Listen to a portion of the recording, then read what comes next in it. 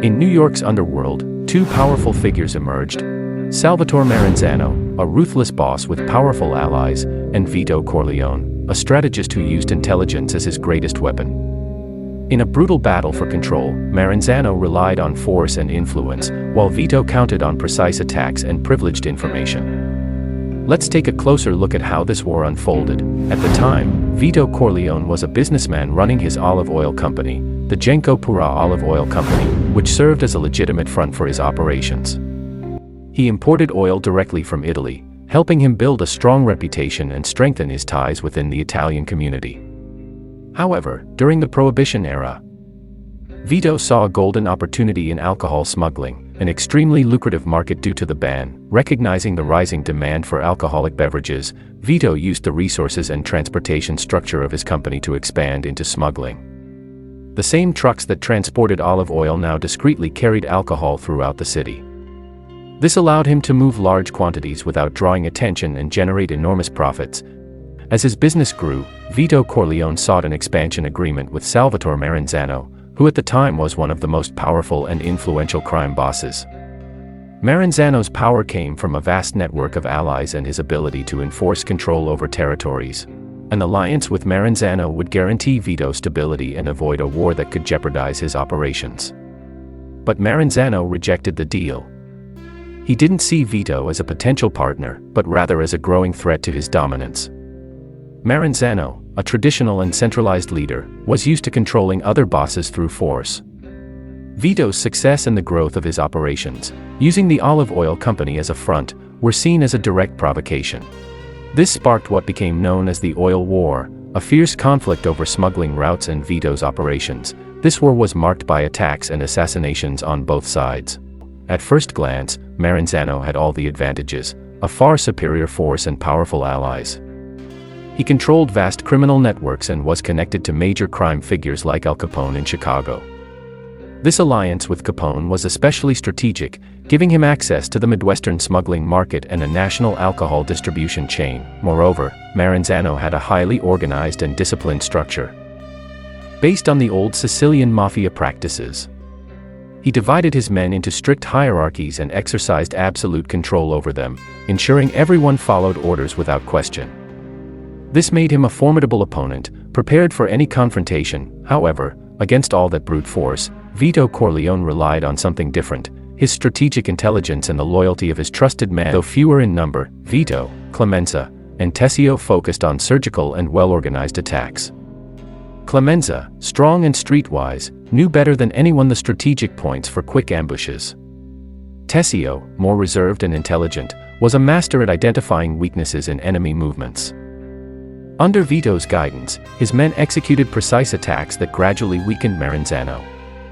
While Marenzano relied on power and numbers, Vito employed guerrilla tactics, avoiding direct confrontations and betting on slowly wearing down his enemy. Thanks to this strategy, Vito managed to level the playing field. With organization, local knowledge, and unwavering loyalty, he turned his disadvantages into strengths. Seeing that he couldn't defeat Vito alone, Marenzano tried to strengthen his offensive by aligning even more closely with Al Capone. The combined forces of Marenzano and Capone seemed unstoppable, a blow that could potentially destroy Vito and his men. But Vito had an ace up his sleeve: a flawless intelligence network. Though he had fewer soldiers, his information system was his true secret weapon.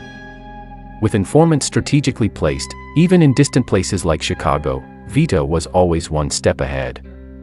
He could anticipate movements and disrupt enemy plans before they unfolded. When Vito learned that Al Capone had sent two of his best hitmen to New York, he understood that the war was escalating. These men were experienced killers, known for their precision and ruthlessness, and they had a clear mission: eliminate Vito's top allies, making it easier to eliminate him. However, Vito was not only a strategist but also a cautious man, always prepared to face the unexpected. To neutralize the threat posed by Capone's hitmen, Vito organized a meticulous counterattack. He called upon his most loyal and feared ally, Luca Brasi. Vito instructed Brasi to set up an ambush with some of his best men, positioning them strategically to intercept the hitmen as soon as they arrived in the city. By the time the two hitmen disembarked, Brasi and his men were already waiting.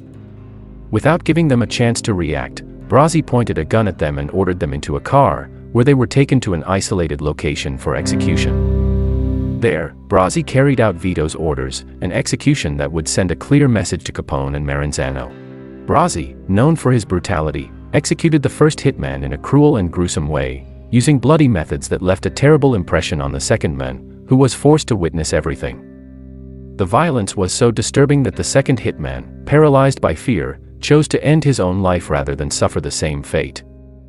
In desperation, he choked himself by swallowing a piece of cloth. This attack not only eliminated the immediate threat but also sent a powerful message to his enemies. Vito showed that, even with seemingly inferior strength, he was capable of defending his territory and protecting his allies with a brutality that matched, or even surpassed, that of his adversaries, thus affirming his position in the criminal world and discouraging future attempts at aggression. The brutal execution of Al Capone's hitman by Luca Brazzi sent shockwaves through the criminal underworld, was alarmed to learn that his best man had been eliminated in such a brutal and public manner. The violence of the act and the decisive, calculated way in which Vito Corleone responded left Capone on high alert. Capone realized he was facing an opponent who not only had the capacity to retaliate but also the cunning to anticipate his moves. With this looming threat, Capone was forced to reconsider his strategies. He began to weigh the consequences of entering into open conflict with Vito.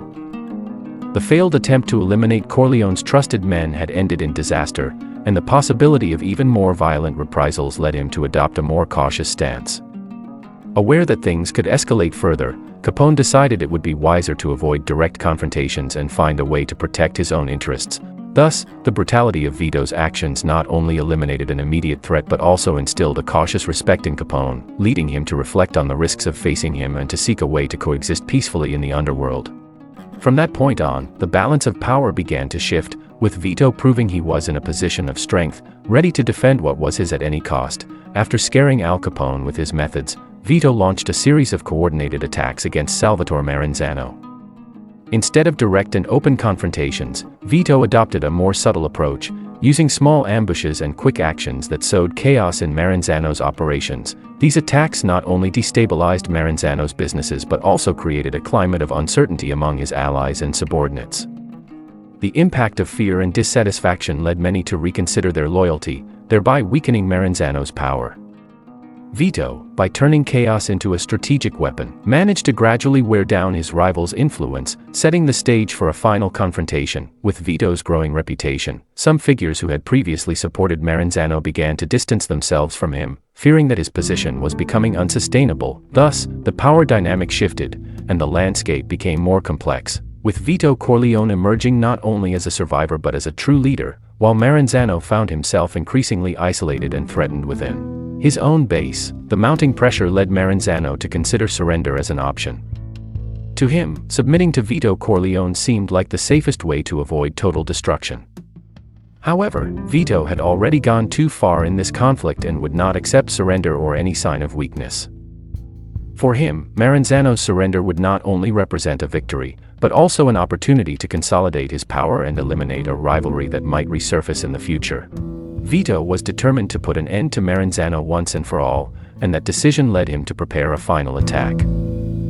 He sent Tessio, along with other loyal men, to carry out the plan. The opportunity came when Marenzano was seen enjoying a meal at a private restaurant, believing himself safe, far from the tensions of the war. In a meticulously planned move, Vito's men stormed the place where Marenzano was, turning a moment of peace into a scene of deadly chaos. Vito's capo struck with precision, catching Marenzano by surprise. He had no time to defend himself or react. Quickly surrounded with no chance of escape, the brutality of the attack reflected the ferocity of the fight for control of the criminal underworld. Marenzano was eliminated while enjoying a moment of privacy, a symbol of what Vito was willing to do to secure his position and eradicate any future threats. Marenzano's death not only marked the end of a rival, but also cemented Vito as the undisputed boss of New York. This act did not go unnoticed in the world of crime.